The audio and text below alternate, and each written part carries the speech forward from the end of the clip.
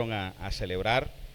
Este es nuestro turno para adorar y exaltar el nombre del Señor, y lo hemos hecho, y estoy seguro que mientras se entonaba la alabanza, la adoración, no solo nosotros podíamos celebrar la alegría o la libertad. Estoy seguro que Dios también se gozaba de vernos a nosotros cantarle.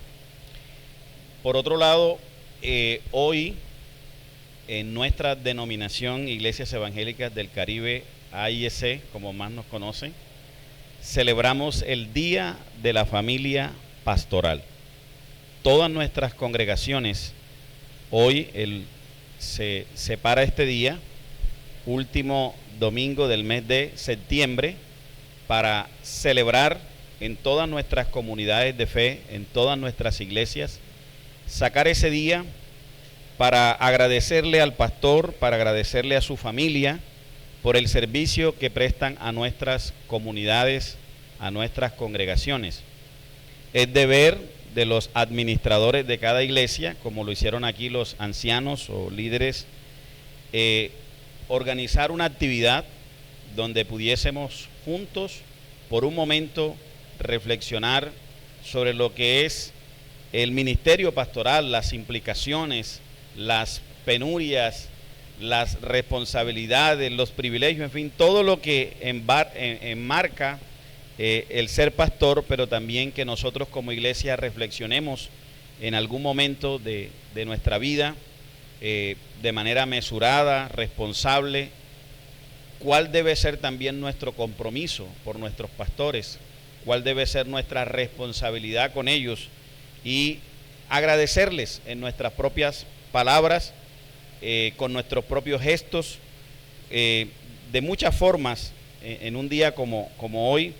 Y quiero aprovechar, ya que aquí hay varias familias pastorales, hoy se ha separado un espacio del culto para agradecer al pastor Eigler, a su esposa, a sus niños, pero yo quiero aprovechar a las otras familias que están aquí, que no están pastoreando, desearles ese día feliz de la familia pastoral. Así que a las demás familias también les bendecimos, y voy a invitarles a abrir sus Biblias en la primera carta que el apóstol Pablo le escribe a Timoteo, en el capítulo 3, verso 1 al 7, y sería ya el segundo domingo donde hubo que parar consecutivamente de la secuencia del libro de Hechos, ¿cierto? Espero que cuando retomen Hechos no se les haya olvidado la línea de donde venían, pero queremos seguir siendo, usando el centro que sea la palabra. Todos tienen 1 Timoteo capítulo 3, vamos a leer del verso 1 al 7. 1 Timoteo capítulo 3, verso 1 al 7. Palabra fiel: si alguno anhela obispado, buena obra desea. Pero es necesario que el obispo sea irreprensible, marido de una sola mujer, sobrio, prudente, decoroso, hospedador, apto para enseñar, no dado al vino, no pendenciero, no codicioso de ganancias deshonestas, sino amable, apacible, no avaro, que gobierne bien su casa, que tenga a sus hijos en sujeción con toda honestidad. Pues el que no sabe gobernar su propia casa, ¿cómo cuidará de la iglesia de Dios? No un neófito, no sea que envaneciéndose caiga en la condenación del diablo. También es necesario que tenga buen testimonio de los de afuera, para que no caiga en descrédito y en el lazo del diablo. Señor, te damos gracias. Gracias por darnos la oportunidad de leer tu palabra en esta mañana. Gracias por permitirle a la iglesia adorarte, exaltarte, proclamar el señorío tuyo sobre nosotros. Gracias porque has dado la oportunidad de que el pueblo también te pueda tributar ofrendas, diezmos, primicias, acciones de gracias, y todo lo hacemos, Señor, de corazón para ti, para la expansión de tu reino y de tu obra. Quiero pedirte, Señor, que bendigas este culto que hemos realizado especialmente para ti, Señor. Toda la honra, toda la gloria, todo lo que hacemos hoy siempre será para ti. Al mismo tiempo, Señor, tu palabra nos manda a honrar a los que te honran. Tu palabra nos manda, Señor, a honrar a nuestros pastores, a bendecirles. Y hoy en toda nuestra denominación celebramos el Día de la Familia Pastoral. Y queremos, Señor, nosotros hoy ofrecerte este culto en acción de gracias por la vida del pastor Eigler, por su esposa, por sus niños y por el servicio que ellos nos han prestado a nosotros. Gracias, Señor, por su vida, gracias por su testimonio, gracias por su entrega a esta obra, y que sea este un día donde nosotros podamos crear conciencia de la responsabilidad que tenemos con ellos, pero también de la responsabilidad que ellos tienen con nosotros. Te damos muchas gracias, Señor, en el nombre de Jesús. Amén y amén. Creo profundamente, mis amados hermanos, que el ministerio pastoral, a medida que el tiempo va pasando, va ampliando sus implicaciones actuales. Es decir, encontrar un pastor que encaje cada día en una comunidad de fe, en una ciudad, en una sociedad como la nuestra, es cada día más complejo. Y ya les voy a decir por qué. El siglo pasado, todos nosotros, la sociedad, tenía conciencia de qué era bueno y qué era malo, y no se necesitaba ser evangélico para juzgar algo que estaba malo. No sé si me doy a entender con ello. La gente de bien, la gente de principios, no solo se encontraban dentro de la iglesia, afuera también había gente seria y que tenían una clara comprensión de lo que era la vida, lo que era la sociedad, lo que era el valor, el respeto. Y aunque era cierto que las personas tenían ciertas prácticas dadas al licor, a los juegos de azar, pero dentro de intrínsecamente en su vida, él mismo se juzgaba de que lo que estaba haciendo estaba malo. Es decir, la línea que dividía lo bueno y lo malo era fácil de identificar. Pero en esta sociedad contemporánea, donde tenemos una inversión de valores, y donde lo que antes era malo hoy se le llama bueno, y lo que era bueno hoy se le llama como malo, ya no se sabe a qué se puede señalar, a qué se puede juzgar. Entonces, un pastor que quiera honrar a Dios, que quiera honrar la palabra, que quiera vivir y exigirle a su congregación cómo se debe vivir, va a chocar constantemente con personas. Y yo voy a recordar la última vez que Dios me dio la oportunidad de pastorear una iglesia. Fue en el año 2017. Yo venía en mi función de presidente de zona, cuidaba 283 iglesias, y cuando una iglesia quedaba sin pastor, automáticamente el presidente de la zona tenía que hacerlo. Hubo una comunidad de fe que me tocó por año y 3 meses atenderla, hasta que me vine para Visión Ágape. Y me pasó algo muy curioso, de una situación incómoda con un hermano que ejercía cierta posición de liderazgo, y me enteré de su situación. Yo siempre acostumbro, cuando pastoreo, recepcionar hoja de vida de los miembros de la iglesia que no tienen empleo para tocar puertas, porque en nuestro reglamento dice que el pastor es uno que vela por alternativa de trabajo para los miembros de su comunidad. Entonces acostumbraba a tocar puertas y le había conseguido el empleo al hermano muy bien. Me daban testimonio de ser un muy buen profesional, gracias. Y el hombre tenía mucha acogida con el patrón, con el gerente de la empresa, pero él no era cristiano. Quien era cristiana era la esposa del hermano, quien me había recibido varias personas, y empezaron a rumorarse. Yo iba los miércoles a hacer unos devocionales a la empresa, y empezaron a rumorarse ciertos comportamientos pues que no encajaban con la fe de esta persona, y me fueron haciendo varios comentarios y así sucesivamente. Yo le sacaba su espacio hasta que La tercera vez que hablé con el hermano, el hombre se enfureció y me dijo: pastor, ¿usted no cree que se está metiendo en mi vida privada? Y yo lo siento mucho, pero yo no le voy a permitir a usted, me dijo él, que usted se meta en mi vida privada, mi vida personal. Yo le dije: bueno, mi hermano, yo le voy a decir una cosa. Si yo no puedo ser parte de tu vida privada y tu vida personal, tú no puedes ser parte de la comunidad que Dios me entregó. Así de sencillo. Porque como pastor es mi responsabilidad velar por su vida personal, su vida familiar y su vida pública. Dios me ha demandado de su vida a mí y yo soy responsable delante de Dios. Así que usted también puede tener toda la libertad de que si yo no me puedo meter en su vida privada, usted tampoco puede estar en esta iglesia. Busque otra congregación donde usted pueda congregarse y usted pueda vivir la vida como usted bien le parezca. Ese es mi criterio de lo que debe ser un pastor: velar por la vida de las personas en todas las áreas de su vida. Entonces, todavía, digo yo, estábamos hablando de 2017, se aceptaba que uno le pudiera hablar así a una persona. Hoy hasta te increpan y quién sabe qué cosas más.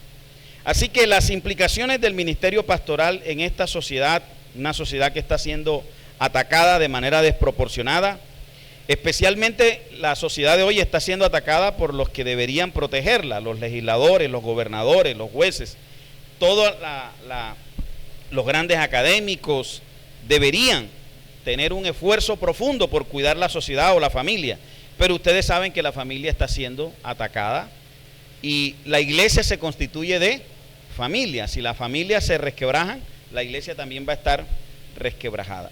Así que el esfuerzo que nosotros debemos hacer hoy por entender a nuestros pastores o por entender a nuestro pastor es grande. Y ya este es el porqué. Todos nosotros en nuestra vida personal, familiar, individual, tenemos dificultades. Y yo alabo a Dios si aquí hoy estoy sentado ante una familia o ante un hermano que no tiene problema. Bendito sea el Señor. Dios le ayude y le siga guiando para que usted no tenga ningún problema. Pero toda familia en algún momento de la vida atraviesa dificultades, sean de salud física, sean problemas económicos, sean problemas del matrimonio, sean problemas con los hijos, sea cualquier tipo de problema enfrentamos nosotros. ¿Y quién nos ayuda a sobrellevar a nosotros eso? En primer lugar, ¿quién nos ayuda a sobrellevar eso? Dios. Y Dios ha dejado instrumentos aquí en la tierra para que nos ayuden a sobrellevar eso. ¿Quiénes son ellos? Los pastores. Porque queremos expresarlo delante de alguien y buscamos a nuestro líder, nuestro guía, y le expresamos nuestra situación. Así que yo sé que la iglesia está siendo otra vez atacada, o la familia está siendo atacada. Al mismo tiempo, nosotros también tenemos que reflexionar y ser autocríticos. No podemos quedarnos mirando solo los problemas de la sociedad y que esto se descompuso. No, hay que mirar que en el campo eclesiástico también estamos experimentando unos momentos bastante grises de vientos tempestuosos, señalando la presencia devastadora de vidas de familias, entre ellas familias pastorales. Aún hombres que fueron grandes referentes en América Latina y que la gente los escuchaba por medios de televisión masivos en ese mundo, digo yo, de la farándula cristiana. Esa gente hoy están calladitos, ya no tienen los mismos seguidores porque se vinieron abajo las familias de estos grandes hombres, como uno de ellos era o es Guillermo Maldonado y Cas Luna y otros más que salían por enlace. Hoy son objeto de escándalos públicos, de divorcios, separaciones, cargado de una cantidad de tensiones, quién se queda con la iglesia, y todo eso le va minando a que el pastor cada día tenga cuesta arriba. Hacer la labor pastoral anteriormente parecía ser casi un asunto de honor, de privilegio, de carta de presentación, pero hoy lo que menos o lo que más le cuesta a una persona como pastor es de inmediatamente identificarse o decir yo soy pastor, porque de hecho si vamos al mundo bancario ya los pastores estamos fichados, en los bancos no nos prestan si decimos que somos pastores. Y por allí parece ser que a veces los pastores tienen que cargar otra credencial para también mostrar de que hacen otra cosa. Entonces, complejo, las implicaciones del ministerio pastoral actual son fuertes, son complejas. Mas no deberíamos dejar entonces definir qué es un pastor a la luz de lo que la sociedad quiere llamar. Si nosotros como iglesia quisiéramos mostrarle a la comunidad de Cumaral o a nuestro contexto cuál es el tipo de pastor que a ellos les gustaría que nosotros tuviésemos, o si entre nosotros mismos tuviésemos esa encuesta, tendríamos que tener mucho cuidado con querer definir el pastor que yo quiero o el pastor que queremos. Deberíamos más bien preguntarnos cuál es el criterio o el requisito o las cualificaciones que debe tener un pastor de acuerdo a la palabra. Porque el pastor debe ser un hombre cualificado de acuerdo a los principios que Dios establece, no lo que la sociedad le quiere imponer o lo que la sociedad quiere tener. Así que cuando ustedes observan el texto que hemos leído, que es Pablo cuidando de Timoteo y queriendo que Timoteo cuidara de la iglesia, le dice que tuviese mucho cuidado a la hora de elegir obispos o elegir pastores que fueran a cuidar la obra de Dios. Ustedes saben que Timoteo estaba pastoreando la iglesia en Éfeso. Éfeso era la capital de Asia Menor y era el epicentro misiológico que Pablo había creado para fundar todas las iglesias que nosotros encontramos allí en la introducción del libro de Apocalipsis. ¿Se recuerdan las iglesias de Asia Menor? Efesios, que era la capital, Esmirna, Pérgamo, Filadelfia, Tiatira, Sardis, Laodicea, Colosa y Hierápolis. Todas esas iglesias eran dirigidas desde Efesio, que era la capital de Asia Menor, y allí Pablo había plantado una iglesia que ya se observó en el capítulo, en Hechos, no sé si llegamos a Hechos capítulo 20, donde se funda esa principal iglesia, y Pablo había dejado allí a Timoteo y quiere que Timoteo tenga cuidado a la hora de escoger los líderes que va a colocar en la iglesia. Ahora, si analizamos el texto leído, aparecen 15 requisitos para que una persona o un hombre ocupe el cargo de pastor, obispo o sacerdote de una congregación. Ahora, si ustedes analizan, se darán cuenta lo siguiente: de esos 15 requisitos o de esas 15 cualificaciones, solo una o solo uno tiene que ver con la capacidad de la enseñanza. Y los demás se ocupan de la posición o el requisito moral y ético que tiene que tener un pastor. Y esto a mí en el mundo del saber, en el mundo del conocimiento de hoy, me llama mucho la atención. Nosotros vivimos y nuestra denominación creció en un ambiente netamente rural y aún tuvimos pastores en nuestras congregaciones que no sabían ni leer. Tenían que leerles el mensaje y ellos predicaban, pero pastoreaban. Y nuestra denominación creció y tuvo un avivamiento muy grande con hombres que no eran altamente preparados, no habían terminado la primaria, no habían terminado bachillerato, no tenían estudios teológicos, pero Dios los usaba. Y uno se preguntará por qué. Hoy cuando miro esto, saco la siguiente conclusión: para Dios es más importante la vida del pastor que el saber del pastor. Para Dios es más importante la vida del pastor que el saber del pastor. Hoy nosotros nos hemos llenado de hombres intelectualmente preparados, Hoy tenemos pastores que llenan todos los requisitos académicos, tenemos teólogos, pero no estamos impactando espiritualmente al mundo como lo impactaron los analfabetas de ayer. Y me pregunto por qué. Deberíamos preguntarnos por qué. ¿No será que sabemos mucho y aplicamos poco? ¿No será que aquellos analfabetas de ayer sabían poco, pero lo poco que sabían lo ponían ¿qué? En práctica. Y eso hace la diferencia. De modo que tener conocimiento es bueno, nutre a la iglesia, pero el conocimiento solo no basta si no lo llevamos a la práctica. Así que estos versículos que muestran las cualificaciones del pastor tienen mucho que ver con su vida personal, su carácter, su temperamento, y quisiera invitarlos entonces a mirar de manera general lo primero que plantea Pablo al respecto, y es la reputación personal del pastor. Todo pastor debe tener una reputación personal. El pastor, dice el texto, debe ser irreprochable. Es necesario, por tanto, que el pastor o que el obispo sea irreprensible.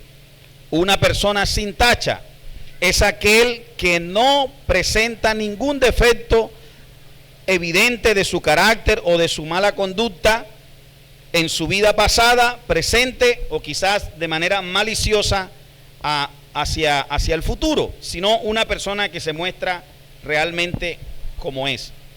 Ahora, ¿por qué la Biblia demanda que este hombre tenga un criterio, digamos, personal intachable?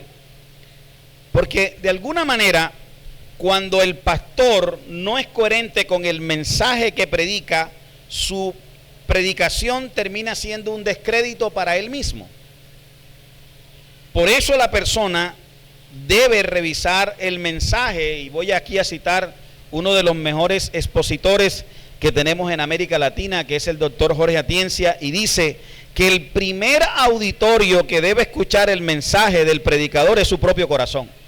Es decir, antes de predicar el mensaje al público, primero uno debió haber solo predicado en privado y filtrar ese mensaje y llorar ese mensaje, y si es posible arrepentirse uno primero para después ir a hablar el mensaje en público. Ahora, una persona sin culpa no es lo mismo que una persona perfecta. El ministro de Dios es alguien que tiene una vida consistente en lo personal, en el hogar, en la iglesia, en la sociedad, pero es un hombre que también de carne y hueso como nosotros, y que está sujeto a que en cualquier momento pueda equivocarse. Lo que la Biblia demanda es que este hombre tenga la madurez de asumir su responsabilidad o asumir sus consecuencias de su error, y no dejarse llevar, por así decirlo, a una doble vida. Es eso lo que la Biblia reprende o exhorta de un pastor. No debe ser una persona que lleva una doble vida. Ese hombre en la vida personal debe ser sobrio. Dice el pastor, tiene que ser prudente, sensible y disciplinado. La sobriedad es la virtud que es la virtud que en el hombre está por encima de pasiones, deseos que lo dominan por completo. Y se refiere también se refiere aquí a sus gustos y hábitos físicos, morales y mentales. El pastor y ministro del evangelio tiene que ser modesto. El pastor tiene que actuar con honestidad y decoro. El hombre de Dios es una persona que debe tener voy a decir esta palabra, una fuerte belleza en todo lo que él hace como hombre de Dios. Y en esto de la reputación personal, el sacerdote o el pastor debe ser hospitalario. El pastor debe tener un buen corazón abierto, yo digo así, debe tener un bolsillo abierto y debe tener la casa abierta. para siempre darle la bienvenida a aquellas personas que le buscan. Y de aquí viene algo, es un principio, es bíblico, ¿oyeron? Así no compagine con la realidad de hoy, pero yo voy a decir las cosas como son. Si esto es así, que el pastor debe ser un hombre abierto, de corazón abierto, de bolsillo abierto y de casa abierta, aquí se cumple lo que Luis Alfonso Navajo dice: un pastor, si desarrolla el ministerio como la Biblia lo manda, jamás va a inflar su cartera. Pastor que ejerza el pastorado como la Biblia manda, siempre tendrá la cartera vacía. Así que ese camino que tomaron de que ser pastor hoy es tener la mejor casa de la ciudad, el mejor carro de la ciudad, la mejor parcela o finca de la ciudad, ojo con eso. Ojo con eso. Otra vez, no que Dios no lo pueda bendecir si él tiene otra carrera o que él ejerza otra profesión o que él sea un hombre hábil o que haya tenido una herencia. Yo no me estoy metiendo con eso. Le estoy diciendo es a expensa de la fe. ¿Me doy a entender? Un pastor que a expensa de la fe, a expensa de la membresía, a expensa del diezmo, de la ofrenda, de lo que la gente recoge aquí, haga una buena vida, no es el modelo bíblico. Eso no saca aplauso entre pastores tampoco. Y mi deber, mi responsabilidad como líder, voy a decir así, funcionario de mi denominación, también debo cuidar de ello.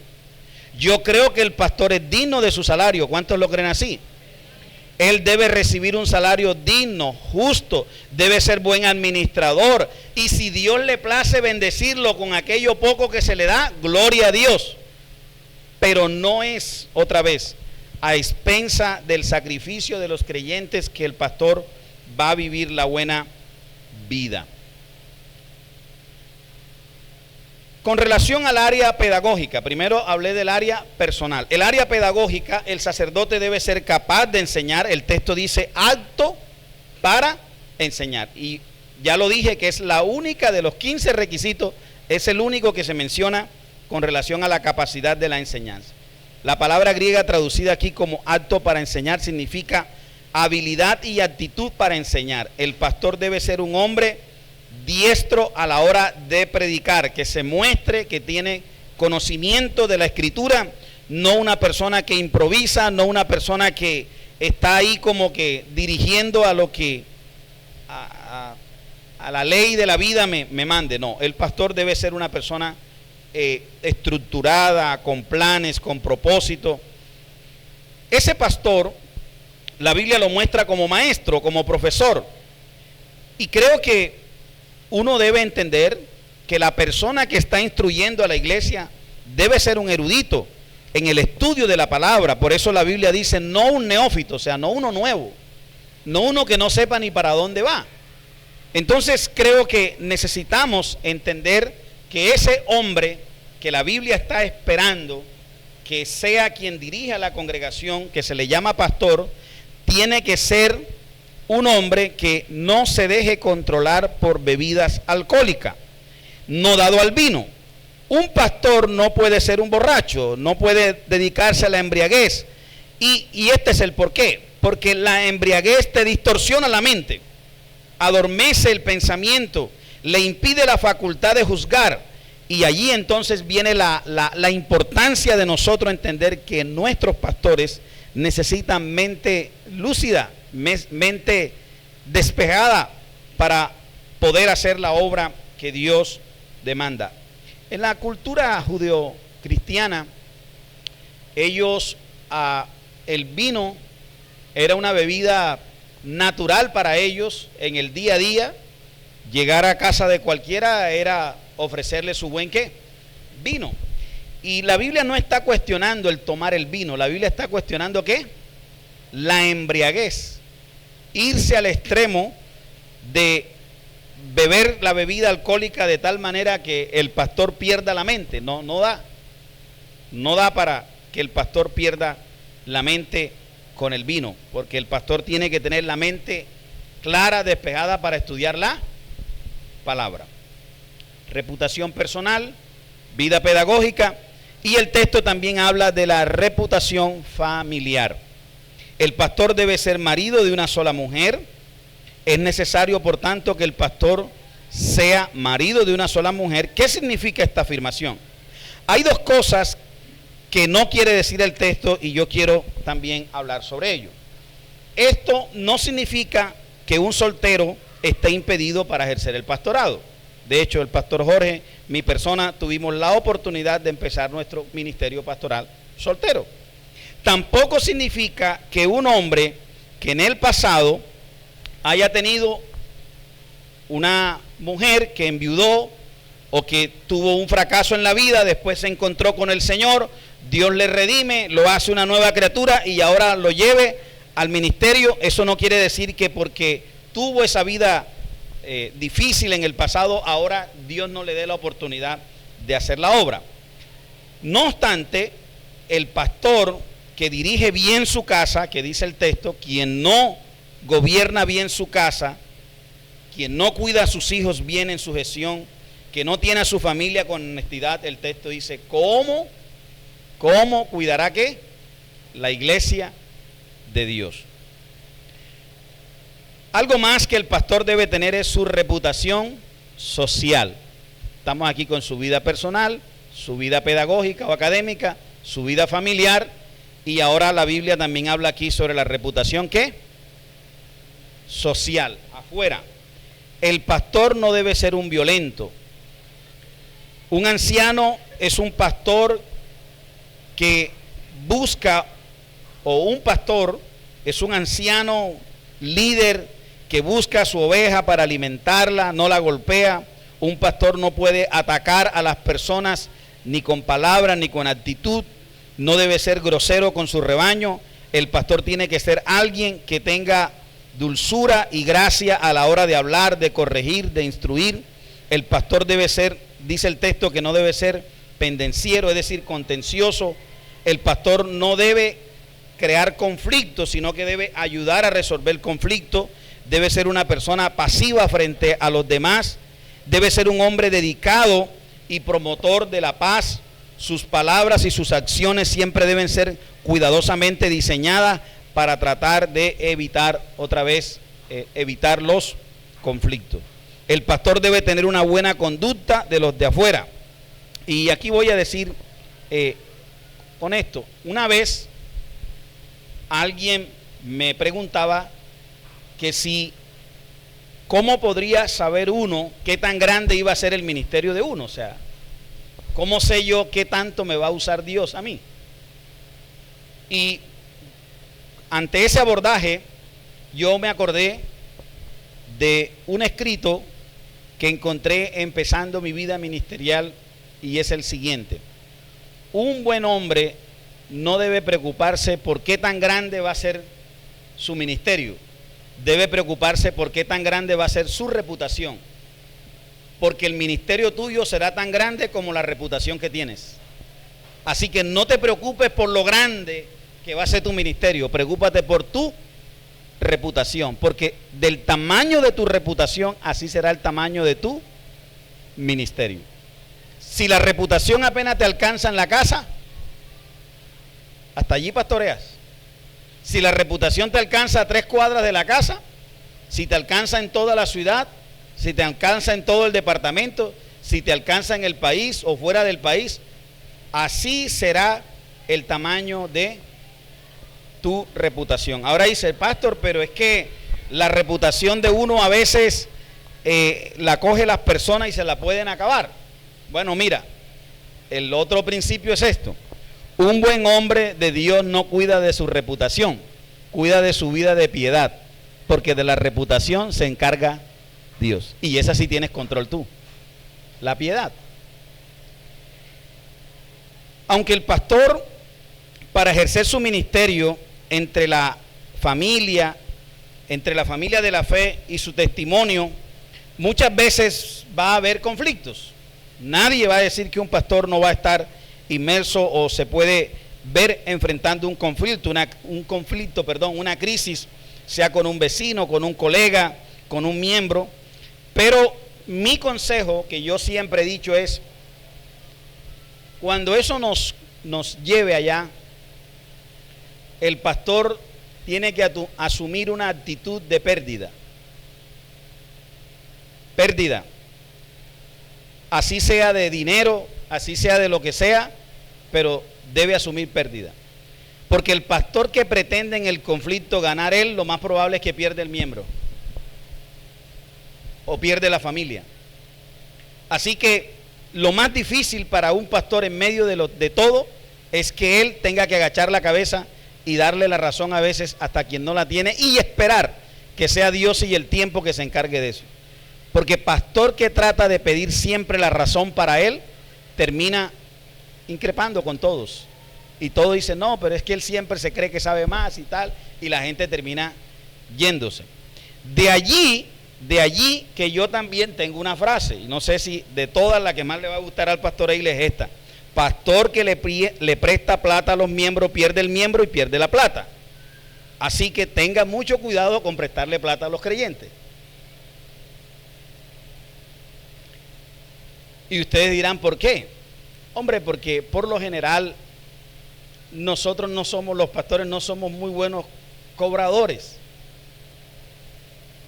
En el sentido de que nosotros no nos preocupa tanto el dinero, sino el carácter de la persona que engañó. Y uno en lo último no se preocupa por el dinero otra vez, sino por la conducta, por la mentira. Y el pastor piensa, si lo hizo conmigo, ¿cómo lo hará con los otros?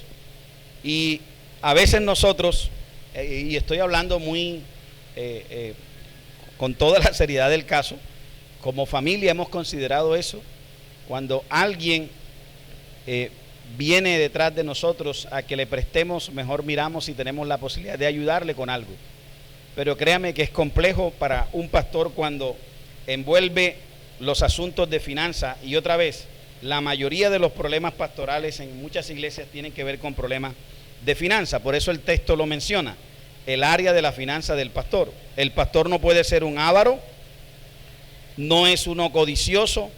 La avaricia o el amor al dinero o a los bienes materiales pueden desviar a un ministro de la obra del Señor.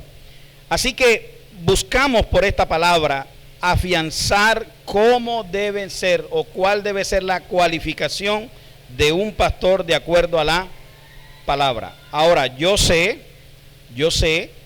que el mundo evangélico se ha llenado de pastores ambiciosos, codiciosos, que les gusta mostrarse siempre, figurar ellos, tratar de mostrarse como el mejor pastor de la ciudad o el mejor pastor de la iglesia, el mejor de la denominación. Ese tipo de pastores también muchas veces pueden generarle conflicto a la congregación, y nosotros debemos tener mucho cuidado, especialmente los pastores que hacemos parte de nuestra congregación. Ahora, permítanme pensar en algo más que la Biblia nos muestra, y es de la madurez espiritual que debe tener un pastor. El pastor no puede ser un neófito, es decir, no uno nuevo, no uno que se convirtió recientemente y no tiene la mayor pericia o la mayor sensatez para pensar, sino debe ser una persona que va creando solidez en la vida, en la fe, en la doctrina, en la experiencia, porque la inmadurez espiritual termina siendo el portal del orgullo, de la soberbia, y mucha gente que a veces empieza nuevo, que empieza temprano el ministerio, terminan yéndose detrás de los reconocimientos, de los aplausos, y termina dañando su vida. Y voy a ir cerrando lo que debería de afirmar en nuestro pastor Eigle hoy, de acuerdo a la palabra y la invitación que le hacemos a ejercer el ministerio pastoral, no como la gente quiera, no como las personas lo quieran, sino como la palabra de Dios se lo demanda, para hablar sobre algunas responsabilidades nuestras como iglesia. Siendo así, ustedes se han dado cuenta entonces que pastorear no es fácil. No es una tarea que uno tampoco busque hacer. El pastorado es una vocación, es un llamado que debe venir de parte de Dios para uno entrar en él. El príncipe de los predicadores, Charles Spurgeon, dijo que si tú no tienes certeza que Dios te ha llamado al ministerio, húyele como al infierno mismo. O sea, no te metas en esto si Dios no te ha llamado a esto. Entonces, una persona que abrazó ser pastor o hacer la obra pastoral sabe que tiene unos requisitos, unos estándares de vida muy altos, y que termina siendo esto que les voy a decir, el pastor que más bendice la vida de la congregación. Otra vez, no es el que enseña bonito, sino la vida que él lleva. La vida del pastor termina siendo el espejo de la congregación. Su matrimonio, su familia, su reputación, le demanda a él entonces cada día más entrega a Dios, rendición a Dios. Y cuando uno escucha todo esto, uno se pregunta, Dios mío, ¿y yo cómo entré en esto? ¿Cómo caí aquí? Y creo, por eso nosotros tenemos un filtro en nuestra denominación para una persona entrar al ejercicio pastoral, de que vamos mirando su vida de congregación de la oveja, cómo fue cuando fue miembro de la iglesia, cuando fue líder, cómo fue, y ahí decimos que él empieza siendo un obrero, después un pastor en formación, y después ya se le da un carné de pastor licenciado, y allí va después pastor ordenado hasta reverendo. Nosotros creemos más o menos que entre el inicio del pastor, desde obrero hasta llegar a ser un pastor ordenado en nuestra denominación, tardaría más o menos 14 años.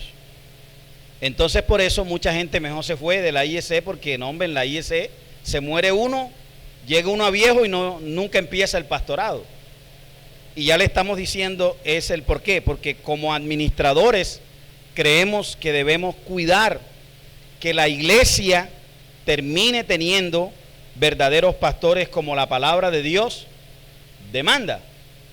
También el mismo Charles Spurgeon dijo que si el mundo seguía así como iba, llegaría el tiempo que en la iglesia no habrían pastores cuidando ovejas, sino payasos entreteniendo cabras. Porque si no cuidamos lo que la palabra de Dios demanda de cómo debe ser la vida del pastor, podemos tener cualquier cosa en la iglesia. Ahora, uno puede quedarse aquí mirando y reclamándole más cosas o recordándole más cosas al pastor Eigler de lo que debe ser un pastor. Pero ¿por qué no pensar también cuál es nuestro compromiso como ovejas, como rebaño? Y hay una carta, y es la carta a los Hebreos. Les voy a invitar para que vayan al capítulo 13 conmigo, Hebreos 13.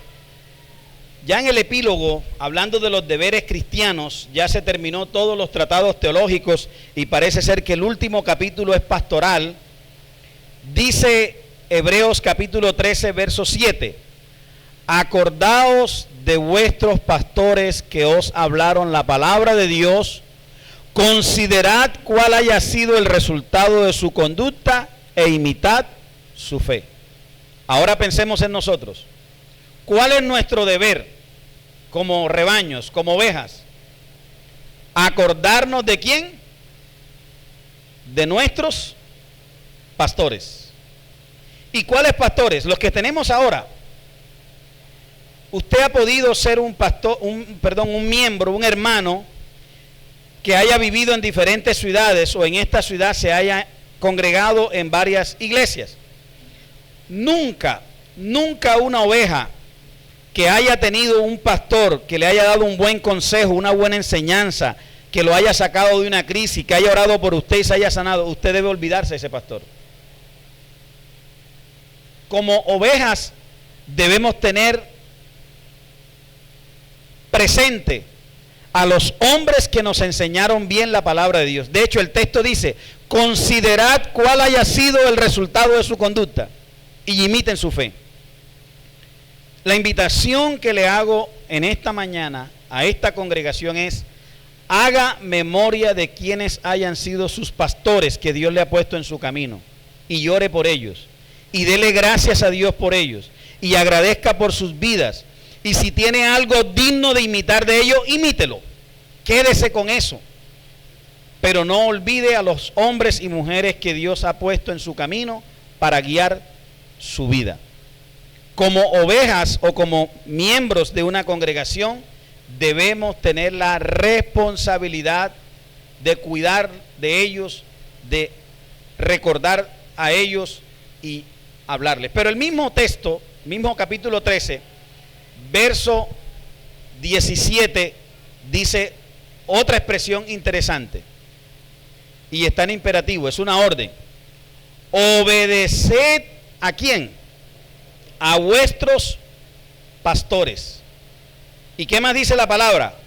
Sujetaos a ellos, porque ellos velan por vuestras almas, como quienes han de dar cuenta, para que lo hagan ¿cómo? Con alegría y no quejándose, porque esto no es provechoso. Es decir, así como el pastor tiene la responsabilidad de cuidar de su vida personal, su vida familiar, su vida social, su vida pública, nosotros como rebaño, nosotros como oveja, también tenemos el compromiso, la responsabilidad de obedecer a ellos su palabra, su consejo.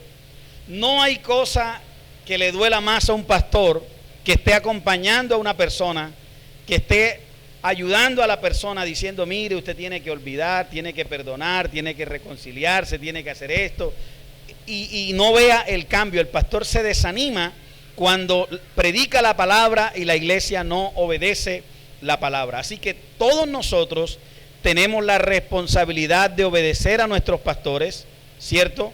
Debemos sujetarnos a ellos. Y yo quiero estimular hoy a esta membresía, a hacer una membresía responsable. No estoy tratando de imponer un pastorado en nuestra congregación, voy a decir así, de caudillismo. No, para nada. Pero ¿no creen ustedes que, dado de que nuestro pastor en su disciplina espiritual de ir a las madrugadas o todas las noches y presentar la iglesia delante de Dios, él le gustaría saber dónde está el pastor Medardo? Él le gustaría saber dónde está Juan. Él le gustaría saber dónde está David Matus.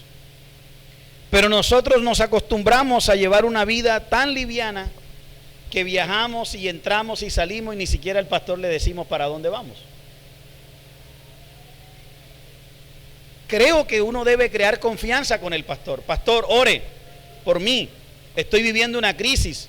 Pastor, existe la posibilidad de un negocio. Existe la posibilidad de un cambio de trabajo. Es decir, entre el pastor y las ovejas debe haber una familiaridad, ¿cierto? Pero también nosotros no solamente deberíamos buscar al pastor para ponerle las preocupaciones, los problemas. También deberíamos de llamarlo y decir: pastor, gracias a Dios, Dios contestó. O sea, también deberíamos estimularlo contándole las cosas buenas, pero a veces solo le contamos al pastor los problemas. Y si Dios nos bendice, no lo llamamos: pastor, mire, llegó esto, yo ni esperaba, y el Señor, y el pastor se alegra porque él ve que también Dios está respondiendo. Así que cuando usted llama al pastor para decirle: ore por mí que estoy enfermo, si Dios le sanó, también llame para decir: pastor, Dios me sanó. El pastor puede seguir todavía orando, pidiendo sanidad, y usted está disfrutando de la salud, pero el hombre todavía sigue orando. En pocas palabras, la iglesia debe crear un espacio para que el pastor haga el trabajo con alegría, para que el pastor no se queje. En lo que concierne a nosotros como iglesia, si Dios quiere tratar con nuestro pastor, que lo trate él, pero no lo vamos a tratar nosotros. Y voy a aprovechar, cierro aquí mi intervención para no pasar después cuando estemos en la celebración, para agradecer a Dios por la vida de nuestro pastor Egler y su esposa. Creo que ya debería ir buscando el lugar con la esposa, con los niños, para expresarle nuestras palabras, porque quiero hablarles a ellos. Y mientras eso acontece, voy a reconocer aquí públicamente la bendición que tiene esta congregación. Ya hemos hablado en varias ocasiones de ese privilegio que Dios nos ha dado de que tenemos varias familias, varios pastores aquí en la iglesia. Es una bendición. Pero en particular hoy yo quiero referirme a la bendición que el Señor nos dio de tener al pastor Eigler. Todos nosotros sabemos que esta iglesia nació en el corazón de Dios y en el corazón del pastor Jorge y su familia. Y yo desde la distancia, apenas apoyándolo ahí, dándole ánimo, sin saber que yo un día iba a estar allí. Y recuerdo que en mi llegada acá, el pastor Jorge, no sé si él todavía lo tiene presente, pero como en 2 cafecitos que nos tomamos por ahí, me dijo: pastor, ¿y usted no le gustaría tomar la iglesia a usted mismo? Hágale. Y yo le dije: no, pastor, no, yo vine aquí a apoyarlo a usted, yo no vine a quitarle este espacio. Hágale. Y lo acompañé hasta que el Señor nos fue añadiendo más personas. Y en algunos momentos me dijo: pastor, yo estoy orando, será este el año, el último. Y ahí veníamos orando. Y yo puedo decir hoy que como respuesta de Dios, dentro de todas las personas que llegaron, llega el pastor Eigler. Y yo quiero agradecer a Dios por su vida, porque el pastor Eigler llegó con otro vínculo laboral a Visión Ágape. Un hombre pues que le conocí cuando yo estaba de presidente de la zona 3 en Montería, que fue a hablar conmigo para ir al seminario. Y lo único que hice es hacer lo que siempre hago con todos los que me buscan: desanimarlo, decirle: usted que va a hacer para allá, hombre. Usted ya es profesional, usted debería dedicarse a otra cosa. ¿Por qué no fundas una iglesia? O ese tiempo que te vas a gastar en el seminario. Lo único que hice fue desanimarlo. ¿Sí se acuerda, pastor? Pero el hombre como que dijo: allá no vuelvo más. Cuando me enteré ya estaba allá en Medellín. Y recuerdo que en uno de mis viajes, creo que fue el primer año o segundo año, subí con mi esposa a Medellín y hago lo que yo hacía también cuando estaba en el seminario. La comida allá es oro. Y mandé a pilar arroz allá en el pueblo, plátano, queso, y le llevé a Álvaro y le llevé también el juez. Yo creo que fue todo mi aporte en el seminario, unas cositas allí que para compartir con el hermano también. Y animarle. Pero debo decirle hoy, y yo sé que aquí que no me vaya a pasar lo que nos pasó, dicen que en una asociación de ministros en Estados Unidos premiaron a todos los pastores dependiendo su capacidad: el mejor consejero, el mejor exégeta, el mejor teólogo, y hubo uno que le dieron la medalla del pastor más humilde. Al año siguiente tuvieron que quitársela porque se colocaba la medalla todos los días y salía para el pueblo: soy el pastor más humilde. Entonces, que no me vaya a pasar aquí con el pastor Eigler, me vaya a sobrar yo hoy y el otro año tengamos que quitarle todo lo que le vayamos. No va a pasar. No va a pasar. El pastor Eigler ha mostrado ser un hombre